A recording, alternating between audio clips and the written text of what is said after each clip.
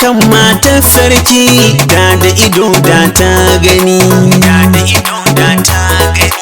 da ido na da na je garin masoya na gani, da ido na da na je gari na koyan kwalliya, da ido na da na je guri na motsa jikina, da ido na da na je garin nishaɗantarwa, da ido na da na je gari na ilmantarwa, da ido na da na je garin da zan faɗakarwa, da ido na da ido na da ido da na gani, da ido ga abu akan matar sarki da ido da ta gani.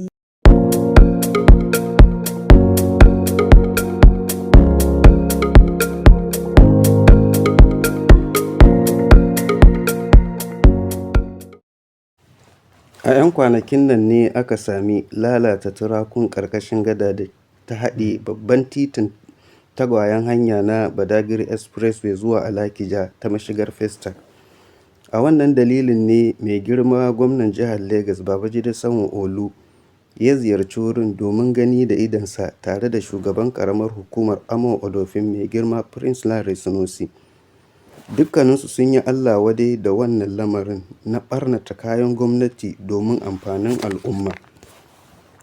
A wannan dalilin kuma masu ruwa da tsaki na al'umman arewa da ke wannan yankin na ƙaramar hukumar ta Amo-Odofin da shugabannin 'yan arewa da ke Lagos su ma sun yi Allah wadai da wannan ɗabi'a. Ƙarƙashin jagorancin mai martaba sarkin Fulanin Lagos Alhaji Dr. Muhammad Abubakar Bambaɗo.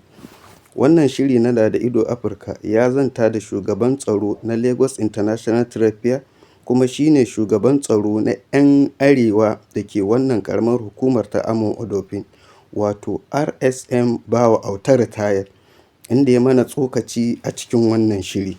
Assalamu alaikum yan uwa 'yan arewa.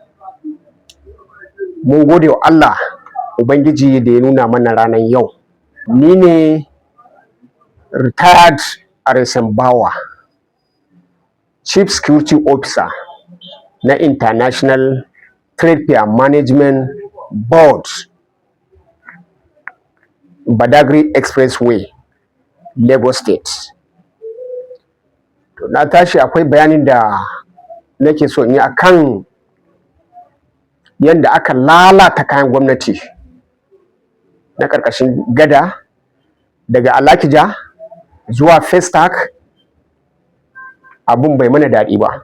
Duk 'yan arewa ba wanda ya ji daɗin wannan abu.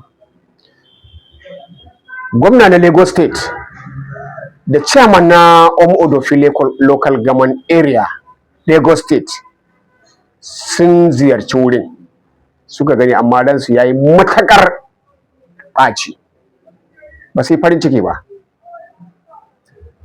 Saboda me? Wannan abin da ya faru, mai hankali mai kishin ƙasa ba zai yarda ya lalata kayan gwamnati ba. Su waye gwamnati? Da ni da kai mu ne gwamnati. Amma duk abin da za mu yi, in ma rashin ilimi, gidadanci, mu gyara zamanmu.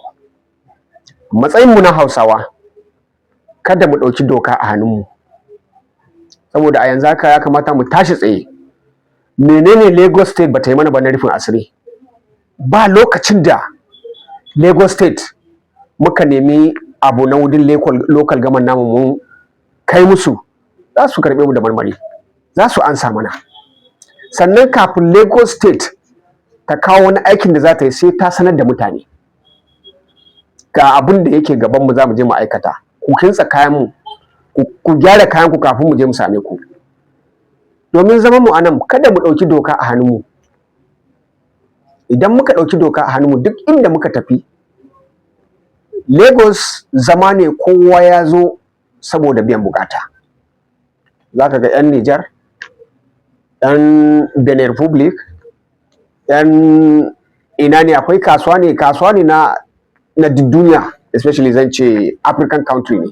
Duniya suna zuwa, that is kasuwan trade fair. Amma ina gani state, countries daban-daban a cikin wannan wuri.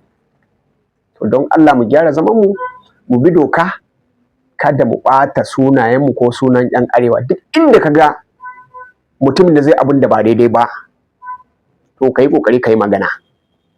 Dan yanzu security da muka tayar abin zai zama very tight.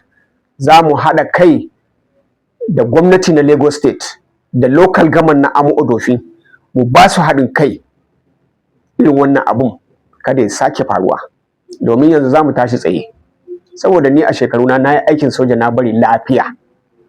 Trade fair da kuma Amo Odofin is my baby, ya zama ƙarami ne a hannuna wanda security din ba zan iya rike shi ba.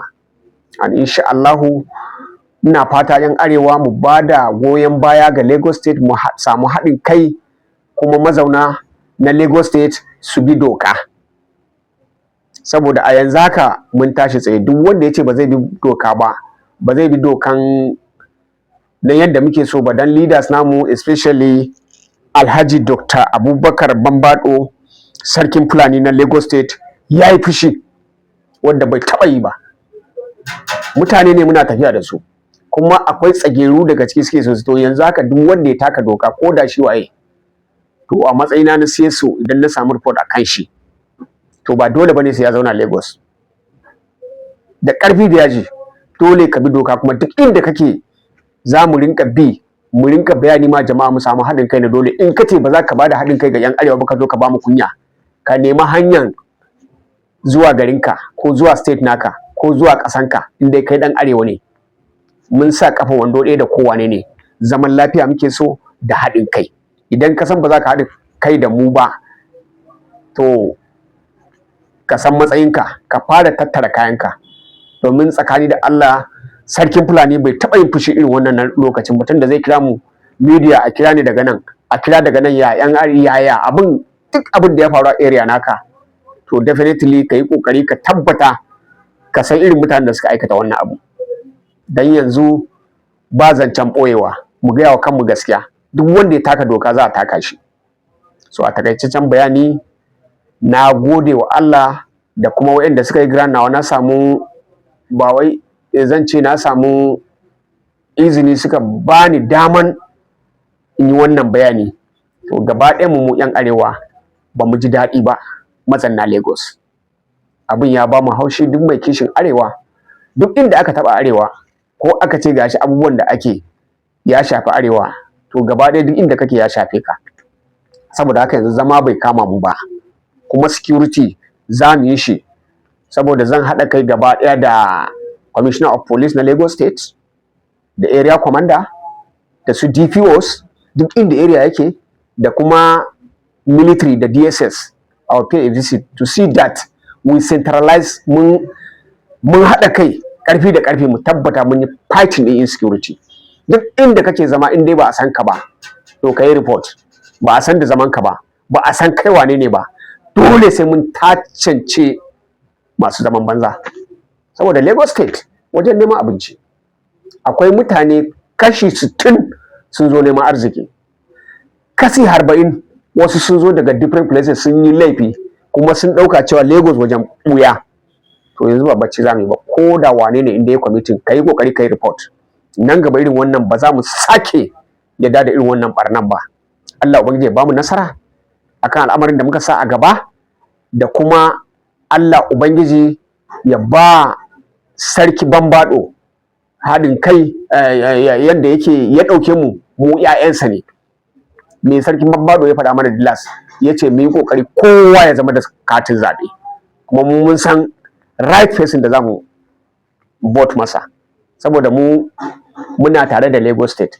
Duk wani wanda zai kawo mana ɓarna ya stay din sunan mu, Allah zai cire shi daga cikin mu, kuma ba zai yi nasara ba.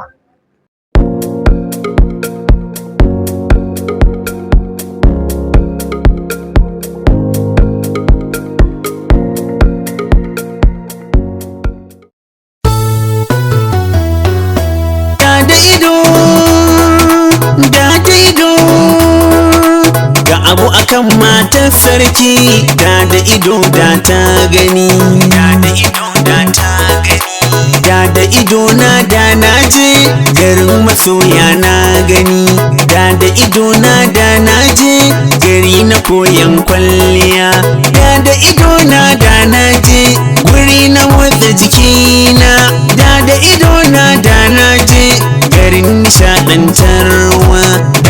idona da na je gari na ilmanta